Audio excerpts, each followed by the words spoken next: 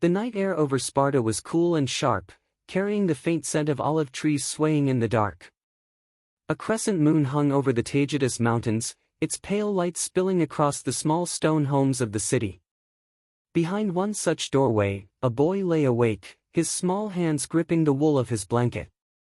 He was 7 years old, old enough to understand what tomorrow meant.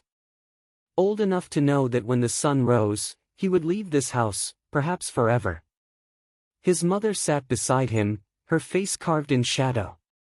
Spartans were not a people who cried openly, but her silence was heavy. Across the room, his father stood like a figure of stone. "You go to serve the polis," the man said simply, his voice low. "From now on, your life belongs to Sparta." There was no comfort in his words, only duty. The boy swallowed and nodded, his mind already haunted by the whispers of older children, tales of hunger, beatings, and nights spent shivering under the open sky. This was the beginning of the Agoge, Sparta's brutal military training program. For centuries, it had been the heartbeat of Spartan society, the system that transformed fragile boys into the most feared warriors in Greece. And it began always with a tearing away, separation from the warmth of home and the protection of family. A city built on the sword. To understand why Sparta demanded such a sacrifice, you must understand the world these boys were entering. In the 5th century BCE, Sparta was more than just a city, it was a fortress state. Nestled in the fertile valley of Laconia, it was surrounded by rugged mountains that shielded it from invasion but also isolated it. Yet within those walls of rock lived a society constantly at war, not only with other Greek city-states like Athens, but with its own enslaved population, the Helots, who outnumbered the Spartans by as much as 7-1. This imbalance bred fear. A single spark could ignite rebellion, and so Sparta's leaders shaped their entire society around control and military readiness. Unlike Athens, which celebrated philosophy, art, and democracy, Sparta valued one thing above all others: the ability to fight and win. The first rite of passage, the Agoge, was the machine that made this possible. Every boy, no matter if his father was a common soldier or a war hero, was taken from his home at the age of 7 and enrolled in the state-run training program. There was no opting out. The boy's parents had no legal authority to refuse. This was not education in the Athenian sense, no libraries, no debates under olive groves. The Agoge was an unbroken chain of physical trials, psychological conditioning, and relentless discipline that lasted over a decade. The separation itself was a test. For the boy, it was the first lesson: personal comfort and family ties were secondary to the needs of the polis. For the parents, it was an act of faith, placing their child into the hands of the state, knowing that some would not survive. The gathering at dawn, the morning of departure, began before the sun rose. The city was still, the only sounds the occasional clink of armor from patrolling guards. Boys from across Sparta gathered in the central square, each with nothing more than a simple tunic. No weapons yet, no sandals. The older youths who had already survived their first years in the Agoge watched them with sharp, measuring eyes. An overseer, a wiry man with a weathered face, paced before them. He was not a teacher, he was an iron, an older youth chosen to command and discipline the younger boys. His gaze was cold, his voice without sympathy as he barked orders. "Look around you," he said. "These are your brothers now. The one beside you will save your life in battle, or take it if you shame us." For many boys, this was the moment when the reality of their new life sank in. The square was their threshold, the point of no return. A mother's farewell. While Spartan fathers were expected to be stern, mothers carried their own kind of steel. One mother stepped forward to her son. She knelt so that their eyes were level, her face calm but her voice firm: "Return with your shield, or on it." It was the first time he had heard the phrase from her lips, but not the last. In Sparta, it was a law of honor. To lose one's shield in battle was to abandon your comrades, a crime worse than death. She did not embrace him. She did not weep. To show sorrow at this parting would be to shame them both. Yet the boy, as he turned to join the others, felt the burn of her gaze on his back, love disguised as command. The march to the barracks. The journey to the Agoge barracks was not long, but for the boys it felt endless. The road wound between fields where helots labored under the watch of armed overseers, a silent reminder of the violence that sustained their city's wealth. In the distance, the Eurotas River glinted in the morning light, and beyond it the jagged peaks of Taygetus stood like sentinels. It was toward those mountains that many of the boys would one day march to hunt, fight, and kill. The barracks themselves were simple stone buildings with open courtyards. There were no soft beds, no warm hearths. Each boy was assigned a mat of reeds to sleep on, which he would have to collect himself from the riverbanks. From this day forward, he belonged not to his family but to a unit of peers who would eat, sleep, train, and bleed together. Setting the stage for transformation that first night in the barracks, the boys lay awake under the hum of cicadas, listening to the distant sounds of Sparta, the clang of a smith's hammer, the calls of guards changing shifts. Some whispered to each other, clinging to a sense of familiarity, others stared at the dark ceiling, already feeling the weight of the years ahead. The Agoge had begun. In the coming months, they would learn to fight with their fists, run until their lungs burned, endure hunger until their stomachs ached, and submit to punishment without complaint. But for now, their greatest challenge was simply to sleep in this strange new world, knowing that childhood had ended. This was the first cut in a long, deliberate process. The boy who had left home that morning would never return as the same person. If he survived, he would come back as a weapon, sharpened, hardened, and utterly devoted to Sparta. The first days in the Agoge were designed to strip away any trace of the boy's old life. Personal belongings were forbidden. Their simple tunics were the only clothing they would have, summer or winter. This was not neglect, it was deliberate conditioning. The Spartan elders believed a soldier must be ready to endure heat, cold, hunger, and pain without complaint. The first lesson came in the form of deprivation. Meals were small: barley broth, black bread, and a thin stew of pig's blood, vinegar, and salt, known as melas zomos, the infamous black soup of Sparta. For a boy raised on his mother's cooking, it was barely food at all. Hunger gnawed at them constantly, and yet this too was part of the training. Overseers told them plainly, hunger will make you resourceful.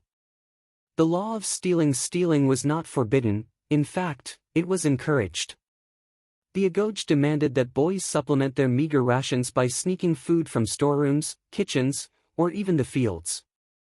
But there was a cruel twist: if caught, they would be beaten mercilessly, not for the theft itself, but for being careless enough to get caught. This law honed not only their stealth but their cunning, preparing them for the deceptions of war.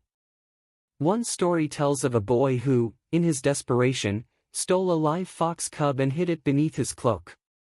When an overseer approached, the boy stood motionless, even as the fox bit into his stomach, tearing flesh. He never cried out. When he collapsed, dead from his injuries, his silence was praised. To die without a sound was the mark of a true Spartan. Drills of endurance each day began before dawn with a blast of a horn. The boys were marched barefoot onto the training grounds, the cold earth stinging their feet. They ran in formation, wrestled in the dirt, and practiced mock combat with wooden spears and shields heavier than those they would one day carry into battle. Overseers were merciless in their inspections. A dropped shield or a stumble during formation brought lashes from a whip. Pain was not something to be avoided, it was a companion, a constant reminder of their weakness to be burned away.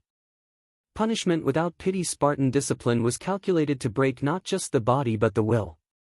Overseers punished even the smallest mistake with public beatings, often in front of the entire cohort. No allowance was made for youth. Boys learned to mask pain with stoic faces, for a flinch or a cry would draw further blows. In the Agoge, weakness was contagious, and the system worked tirelessly to stamp it out. Any boy who lagged in training risked becoming an outcast, mocked by peers, ignored by instructors, left to fend for himself. For some, this isolation was worse than any beating. Camaraderie and hardship. Yet within this relentless harshness, bonds began to form. The boys ate together, slept side by side, and relied on each other for warmth during cold nights. They learned each other's strengths and weaknesses, covering for one another when stealing food, sharing what little they had. This camaraderie was not born from kindness alone, it was survival. Sparta's leaders understood that a phalanx, the tight infantry formation that made their armies unstoppable, was built not just on skill but on trust. In war, a soldier's life depended on the man beside him holding the line. The Agoge forged that trust in the fires of shared suffering. The narrow path forward months passed, and the boys grew leaner, faster, harder. Their skin toughened under the sun, their eyes sharpened from constant vigilance. Yet every victory in training was met with another test, each more brutal than the last. The overseers gave no praise, survival was its own reward. For many, the memory of home began to fade. What replaced it was something colder and sharper, an identity bound entirely to the state. They were no longer children, they were soldiers in the making, and the road ahead would only grow darker. In the shadows of the barracks, whispers passed among the older boys of a secret trial that awaited the best of them, a test beyond hunger, beyond pain, where failure meant not a beating but death. This was the Krypteia, the final transformation from trainee to true Spartan. If the body was forged on the training grounds, the mind was shaped in the shadows. The Agoge was not only a crucible for physical strength, it was a relentless machine of psychological conditioning. Spartan leaders understood that a warrior's endurance meant little without unshakable discipline, quick thinking, and an iron will. Laconic speech, words as weapons. One of the first mental disciplines taught was the art of the laconic reply, speaking little but with precision and wit. In Sparta, to waste words was to waste time. A boy who rambled was mocked, a boy who spoke sharply and decisively was praised. Overseers staged verbal challenges, hurling insults or questions without warning, forcing the boys to respond with brevity and sting. The skill had real purpose. In war, orders had to be given quickly and without confusion. A single word could save a phalanx, or doom it. Even in diplomacy, Spartan terseness was legendary. The tradition began here, with children barely tall enough to hold a spear. The erasure of self from their first day in the Agoge, boys were told they no longer belonged to themselves. They were part of a unit, indistinguishable from the others except in skill. Individuality was dangerous, it weakened the chain. To reinforce this, all wore identical clothing, ate identical food, and endured identical punishments. The message was clear: you are nothing without Sparta. To question orders was unthinkable, to act alone was shameful. This conditioning was not cruelty for cruelty's sake, it was survival strategy. In the tight ranks of a phalanx, hesitation or disobedience could break the formation and kill everyone. Masters of deception, the Agoge also trained boys in stealth and trickery. Games of pursuit were common, but they were far from playful. Older boys were tasked with guarding supplies, while younger ones had to infiltrate, steal, and escape unseen. Success earned respect, failure brought humiliation and pain. This emphasis on cunning was preparation for more than the battlefield. Spartans often used deception to unsettle enemies, feigned retreats, hidden reserves, and surprise attacks. The mindset was drilled early: strength was nothing without strategy, and victory often belonged to the clever, not just the strong. The cult of endurance, mental toughness, was cultivated through controlled cruelty. Overseers might order a boy to stand motionless under the summer sun for hours, swarmed by flies, without flinching. Others were told to hold icy river stones in their bare hands until their fingers turned numb. Every challenge was public, every weakness noted. The effect was twofold: boys learned to master their own suffering, and they learned that others' suffering was not cause for pity. Compassion was deliberately dulled. In battle, hesitation to strike could be fatal. Whispers of the Krypteia among the boys, there was one subject spoken of only in hushed tones: the Krypteia. They knew little, only that it was a secret rite reserved for the strongest, most cunning youths. Rumors told of nights spent hunting men in the dark, of returning either in triumph or not at all. The uncertainty was its own form of psychological conditioning, planting seeds of fear and anticipation.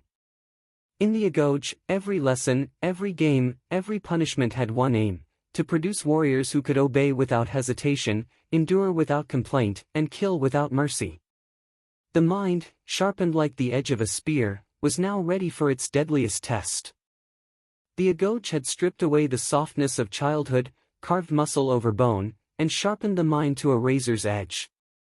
But for a chosen few, there was one last threshold to cross before they could be called true Spartans, a trial whispered in fear by younger boys and spoken of with grim pride by those who had survived it. It was called the Krypteia, the hidden thing. It was not an open ceremony, not a formal graduation. It was a test shrouded in secrecy, where skill, cunning, and loyalty to the state were measured not in drills or games, but in blood.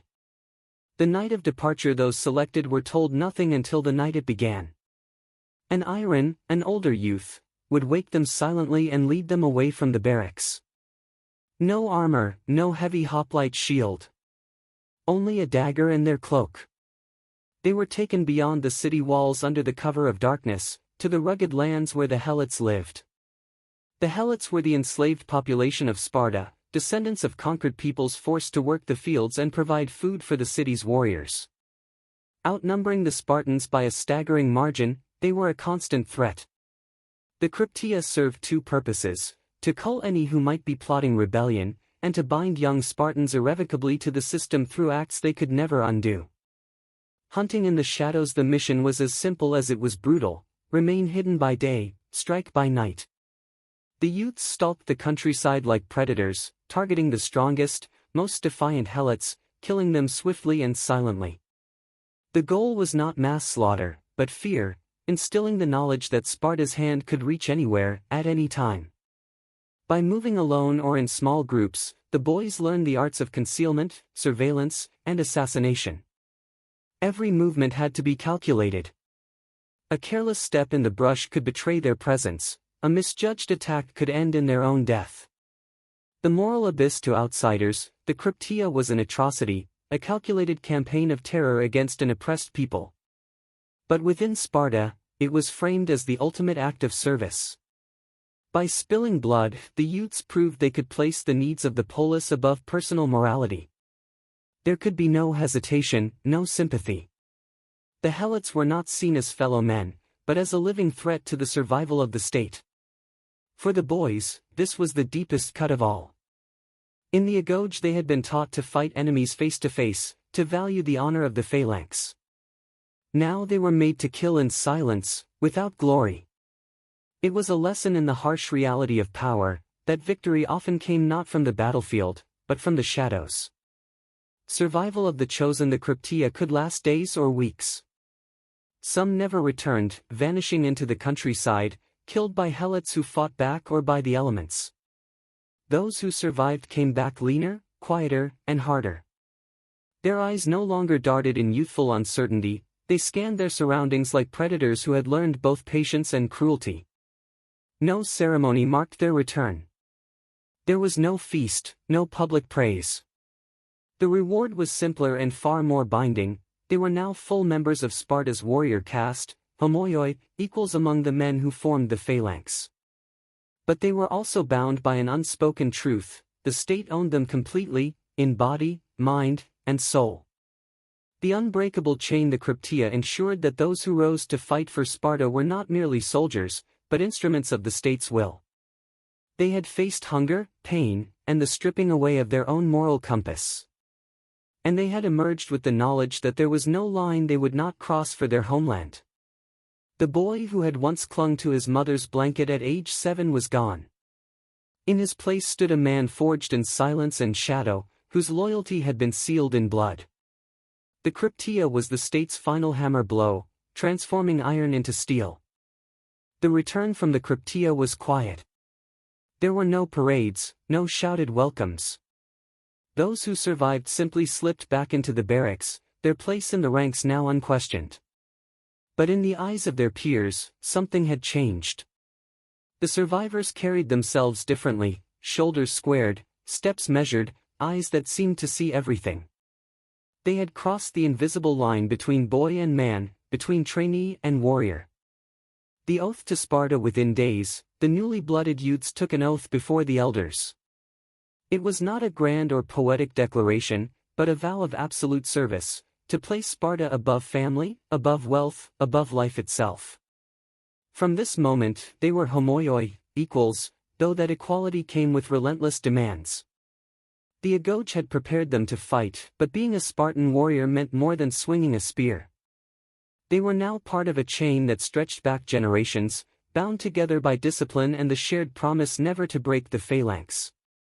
In Sparta, a man's life was measured by his loyalty to that formation. The phalanx brotherhood. The phalanx was Sparta's beating heart, a wall of overlapping shields and leveled spears that moved as one. In training, the new warriors learned to fight not for personal glory, but for the man beside them. To drop one's shield in battle was the ultimate disgrace. It protected not only the bearer, but the comrade to his left. This formation demanded more than skill, it demanded trust. That trust had been forged through years of shared suffering, honed by the silent trials of the Cryptia. Now it would be tested on the battlefield. The armor and the weight. Receiving one's hoplite armor was a rite as meaningful as the oath itself. The bronze cuirass gleamed in the sun, the scarlet cloak flowed behind, and the heavy round shield bore the Greek letter lambda, for Lacedaemon, the Spartan homeland. Every piece carried history, worn by generations before and destined to outlast its wearer. The armor was more than protection, it was identity.